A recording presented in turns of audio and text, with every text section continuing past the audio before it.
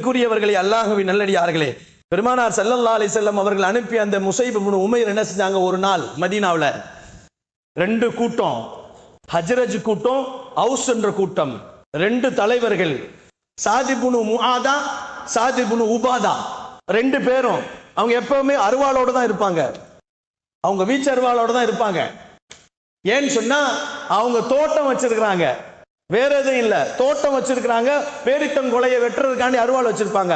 எள்ளி மரத்தை வச்சிருக்க எள்ளி மரத்துக்கு மேல யாரவன், தென்னை மரத்துல யாரவன் கையில வச்சிருக்கிற மாதிரி அருவாள் வச்சிருப்பாங்க. இருந்தாலும் தேவைப்படும் போது பயன்படுத்துவாங்க. முஸைப் இப்னு உமைர் என்ன செஞ்சாரு? போய் சொன்னாரு, சாத் இப்னு உபாதா, சாத் இப்னு முஆத் சொன்னாங்க, நான் ஒரு புதுசா ஒரு இஸ்லாத்தை கொண்டு வந்திருக்கேன். வாளை எடுத்து, அந்த அருவாளை எடுத்து முன்னாடி வச்சாங்க. இப்ப சொல்லுண்டாங்க. சொன்னாரு அவரு, நான் ஒரு பெருமான் ஸல்லல்லாஹு அலைஹி வஸல்லம் அவர்களின் தூதராக வந்திருக்கிறேன், அவருடைய நண்பராக வந்திருக்கிறேன். இஸ்லாம் என்ற ஒரு மார்க்கத்தை கொண்டு வந்திருக்கிறேன். இஸ்லாத்தை ஏற்றுக்கொள்ளுங்கள். அதனுடைய மிகப்பெரிய விஷயங்களை நான் உங்களுக்கு சொல்லுகிறேன். நீங்களும் எதிரிகளாக இருக்கக்கூடிய யூதர்களும் கிறிஸ்துவர்களும் அடித்துக் கொள்வீர்கள்.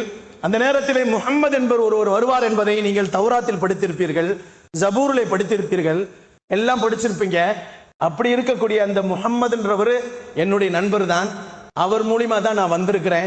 இஸ்லாத்தை ஏற்றுக்கொள்ளுங்கண்டாங்க. வாழை தூக்கி பின்னால போட்டு 2 கையும் பிடிச்சி களிமாவை சொன்னாங்க. கண்ணியத்திற்குரியவர்களே, வாலிபர்களுடைய தன்மை மிக மிக மிக வாலிபர்களுக்கு சக்தி வாய்ந்த தன்மைகள் இருக்கிறது என்பதை பெருமான் ஸல்லல்லாஹு அலைஹி வஸல்லம் உருவாக்கினார்கள். கண்ணியத்திற்குரியவர்களே, அல்லாஹ்வின் நல்லடியார்களே, அதுபோன்றுதான் இன்னைக்கு சமுதாயத்தில் நிறைய வாலிபர்கள் இருக்கிறாங்க. வாலிபர்கள் எல்லாம் இன்னைக்கு வாலிப பருவத்தை இஸ்லாத்தின் பக்கம் திருப்பாமல் அதற்கு நேர் முரணாக திருப்பிக் கொண்டிருக்கிறார்கள். பஸ்ரா நாட்டுக்கு ஒருத்தர் அனுப்புனாங்க பெருமான் ஸல்லல்லாஹு அலைஹி வஸல்லம். எப்படி மதீனாவுக்கு அனுப்புனாங்களோ அதே மாதிரி பஸ்ரா நாட்டுக்கு அஹ்னப் என்ற ஒரு சஹாபி அனுப்புனாங்க. அங்க போனாரு. அஹ்னப் என்ன செஞ்சாரு? அங்க இருக்கிற எல்லா வயதானவங்களுக்கு எல்லாம் போய் இஸ்லாத்தை சொன்னாரு. சொல்லிட்டு நீங்க மதீனாவுக்கு போங்க, மதீனாவில் நபி ஸல்லல்லாஹு அலைஹி வஸல்லம் இருக்காங்க, அவங்கள போய் சந்திங்கன்ட்டாங்க.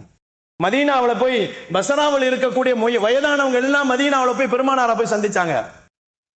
அப்ப நாயகம் ஸல்லல்லாஹு அலைஹி வஸல்லம் கேட்டாங்களாம், நீங்களாம் என்ன ஊருன்னு கேட்டாங்களா? நாங்க பஸ்ராவில இருந்து வந்திருக்கிறோம். இப்ப பஸ்ராவில யார் மூலியமா நீங்க இங்க வந்தீங்கன்னு கேட்டாங்களாம். ஒரு வாலிபர், அஹ்னப் என்ற வாலிபர், அவர் வரலையான்னு கேட்டாங்களாம். வரல.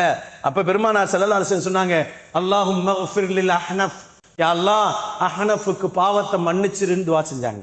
செஞ்சுட்டு சொன்னாங்க, இந்த அஹ்னஃபை உமர் ரலியல்லாஹு பார்த்து சொன்னாங்க நாயகம் ஸல்லல்லாஹு அலைஹி வஸல்லம், உமரே அஹ்னஃபை நீங்கள் வைத்துக் கொள்ளுங்கள், அவர் சிறந்த மனிதர், அவரை வைத்துக் கொள்ளுங்கள் என்று சொன்னார்கள்.